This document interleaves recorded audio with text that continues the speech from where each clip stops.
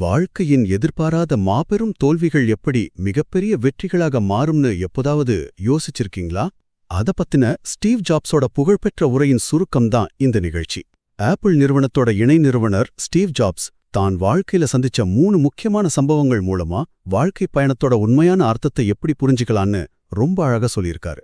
முதலாவதாக, கடந்த காலத்தை திரும்பி பார்க்கும்போது மட்டும்தான் வாழ்க்கையோட நிகழ்வுகளை ஒன்றோடொன்று இணைக்க முடியும்னு அவர் சொல்றாரு.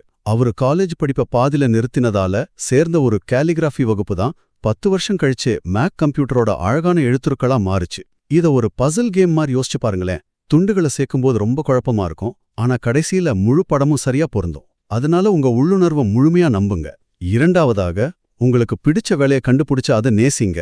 30 வயசுல தான் உருவாக்கல ஆப்பிள் நிறுவனத்துல இருந்தே அவர் துரத்தப்பட்டாரு. ஆனா அந்த பெரும் தோல்விதான் நெக்ஸ்ட் அப்புறம் பிக்சார் மாதிரியான மாபெரும் படைப்புகளை உருவாக்க ஒரு புது தொடக்கமா அமைஞ்சது. அதனால உங்களுக்கு பிடிச்ச வேலையை கண்டுபிடிக்கிற வரைக்கும் தேடிக்கிட்டே இருங்க, ஒருபோதும் சமரசம் செஞ்சுக்காதீங்க. இறுதியாக, மரணம் பத்தின விழிப்புணர்வு.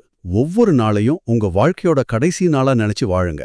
மரணம்ங்கிற தவிர்க்க முடியாத முடிவு முன்னாடி மத்தவங்களோட எதிர்பார்ப்பு, அவமானம், தோல்வி பயம் எல்லாம் காணாம போய் உங்களுக்கு உண்மையிலே எது முக்கியமோ அது மட்டுமே மிஞ்சும். சுருக்கமா சொல்லணும்னா, எதிர்காலத்தை பார்த்து பயப்படாம உங்க உள்ளுணர்வை நம்புங்க, செய்யற வேலையை முழுமையா நேசிங்க, மத்தவங்களுக்காக உங்க வாழ்க்கையை வீணாக்காதீங்க. உங்க நேரம் ரொம்பவும் குறைவானது, அதனால எப்பவும் பசியோடும் புதியன தேடும் தாகத்தோடும் இருங்க.